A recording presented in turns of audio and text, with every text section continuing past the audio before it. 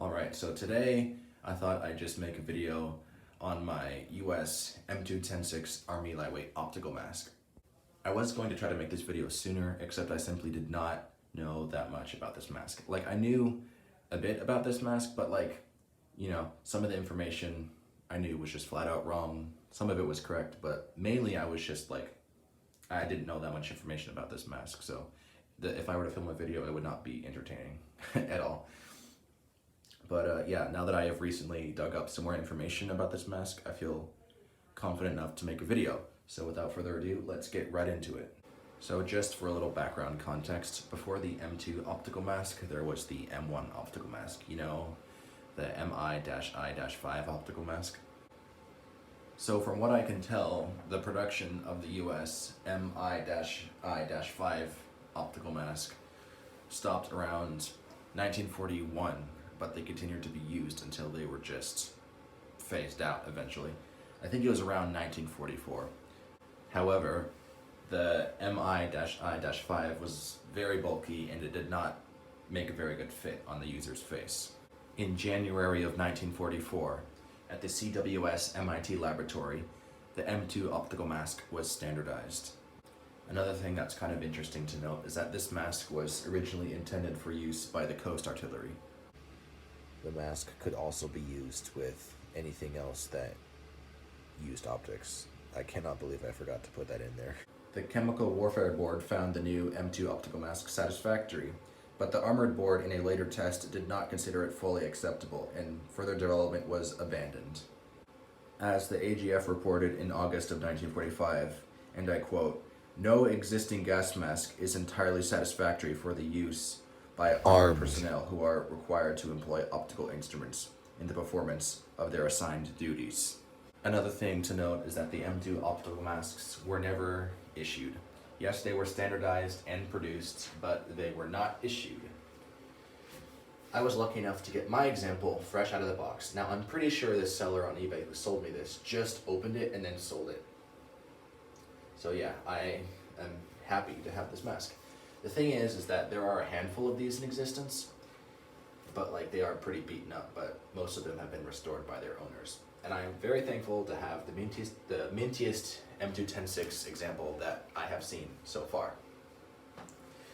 Well, the mintiest original condition. This hasn't been restored or anything, this is just the way I got it.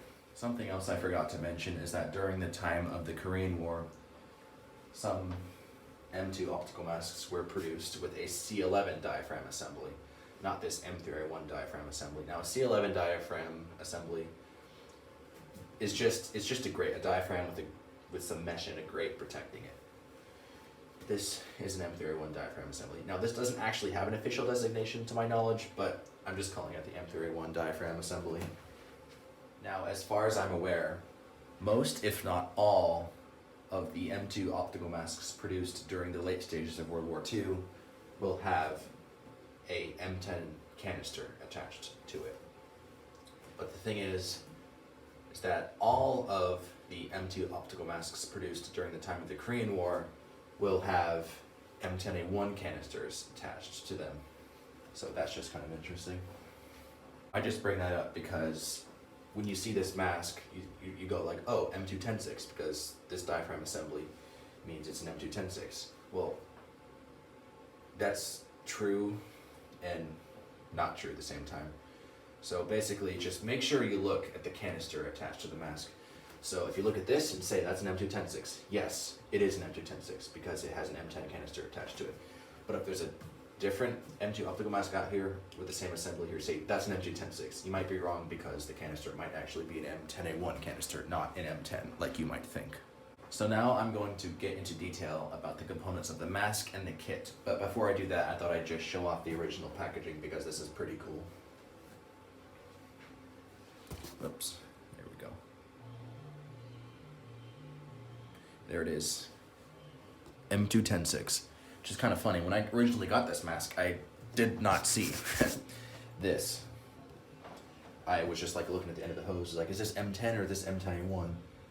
And then later I realized, oh, it just says M2-10-6 right there, which is kind of funny. It came with original plastic, but that's kind of tearing because it's pretty old, so I just I'm not going to touch it at all anymore. CDC.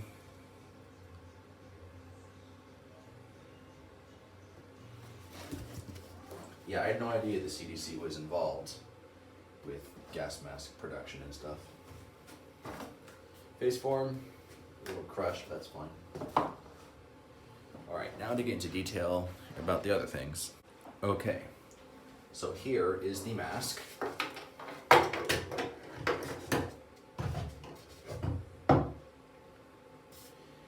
Here is the M7 self-centering head harness. Here is the M2 face piece. Here's the M3A1 style diaphragm assembly. Here's the M8 outlet valve. Here's the M3 neoprene corrugated hose. Here's the M10 canister. And here's the C3 waterproofing kit. Here, let's see if I can get this waterproofing kit into focus here.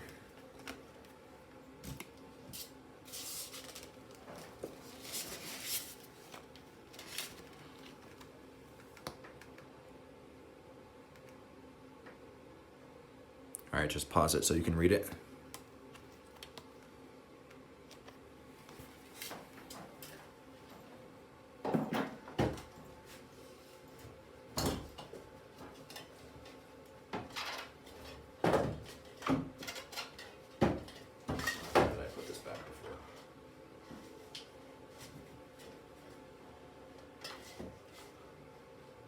You know what? I'm actually going to take this thing off the head so I can put this back in the carrier for a demonstration at the end of the video. Alright, so I knocked off my M4 ointment kit. Oh, and I just dropped it. Okay. Good thing it's only a repro. Alright. Here's the BAL stick, British anti-Lewisite. So this will just contain a little tube with some disinfectant or a decontamination thing that you would just squirt into your eyes to decontaminate your eyes if you got any blister agents or gas in your eyes. And there's the box. I just stuffed it with paper because it was hollow and it kept getting crushed due to nothing being inside. So there would be a tube of ointment that would just rub on your skin and that would decontaminate if you got blister agents or like liquid gas on your skin. Here is the anti-fog. Very minty. Not a single thing wrong with that. So basically what you would do is that you would just rub that cloth on the eyepieces, the inside of the eyepieces. So that way, when you would exhale, the mask would not fog up, which this does not have an oral nasal cup, and it does have a bit of a fogging problem, so this would come in handy. Here we have M1 eye shields. Now these come in handy for keeping splash or just liquid gas and stuff out of your eyes. So you can skip the eye decontamination. You can just put on these M1 eye shields. You have tinted, and then you have non-tinted, which I don't have a pair of non-tinted in this pack. Oh no, yes I do. There's one.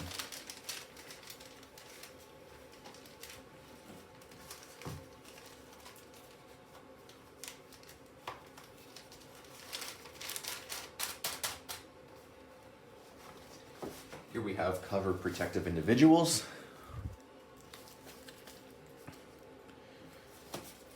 Basically just a giant human-sized trash bag. Oh shoot, I forgot to talk about the contents of the M10 canister. Whatever, I'll get into that in just a minute. Here's the M6 carrier. Now this is kind of interesting because most M6 carriers for Army lightweight optical masks will just have Army lightweight service mask crossed off, and they would have a little stamp that said optical mask. But this carrier does not have that, so it's just an M6 carrier made specifically for an Army lightweight optical mask. But what's kind of weird is that considering this is a 1944 dated example here, I completely forgot to show you. Focus camera. 1944 SRC. Sun Rubber Company is what SRC stands for. But yeah, considering this is a 1944 example, the M5 ointment kit would have definitely replaced the M4 ointment kit. So carriers, M6 carriers made in 1944 and 45 would have an extended pocket for the M5 ointment kit, which is a lot fatter than the M4. Not that fat, but whatever. The thing is that this carrier has a pocket for an M4 ointment kit. So that's kind of weird. Late war mask with early to mid-war decontamination setup. I wonder how rare this carrier is. There's some markings there. All right, now I'm gonna put everything back in the carrier. Wait, no, shoot. I need to talk about the M10 canister first. All right, so starting off with the particulate layer. The particulate layer of the M10 canister consists of an asbestos impregnated paper particulate layer. So it's just paper impregnated with about 10% asbestos. And then, so for the absorbent, that actually absorbs the chemicals and the fumes, before 1943, M10A1 canisters had, I think it was called type AS charcoal, which was just charcoal impregnated with copper and silver. But starting in July of 1943, M10 canisters had type ASC charcoal, which was copper, silver, chromium. Now the upgrade to the M10 canister was the M10A1 canister, and the only difference between the M10 and the M10A1 canister was that the M10A1 canister had a larger volume of type ASC charcoal. The exact same ingredients, but just a larger filtering capacity. All right, now I'm going to show you how everything goes back in the carrier, starting off with this anti-fog. We just put it in this little ring right here.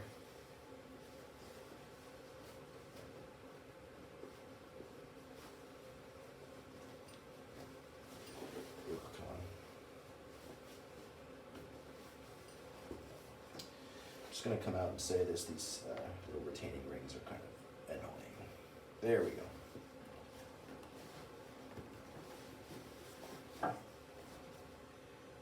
All right, and then the M4 ointment kit goes in this pocket.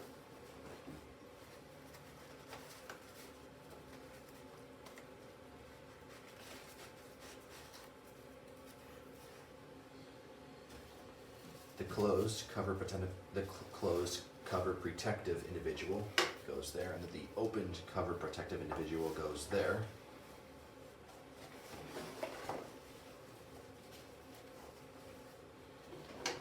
And then canister, for me anyway, it's going to go in like this because I am right-handed, so the carrier is going to be on the left. I cannot speak. I am right-handed, so this carrier, when being worn on the chest, will be worn on the left side of my chest. So put these retaining rings on this way, so when I pull out the mask, it's not going to be backwards. First off, I just put this secret waterproofing kit in there. And put the head harness inside of the mask.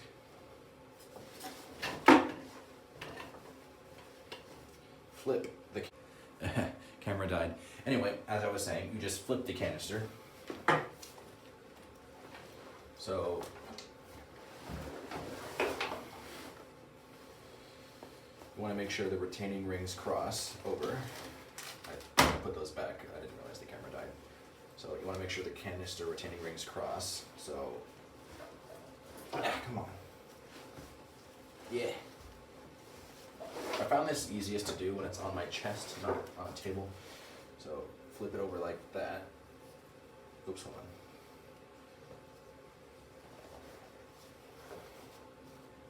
See, like that? Flip it over like that. Put the head harness in the mask, and then put the canister inside the facepiece like that, and then just put it all back in the carrier. And then put your M1 eye shields right there.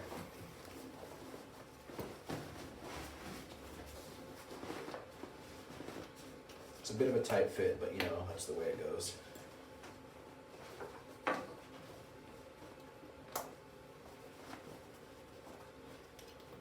And then when you take it out,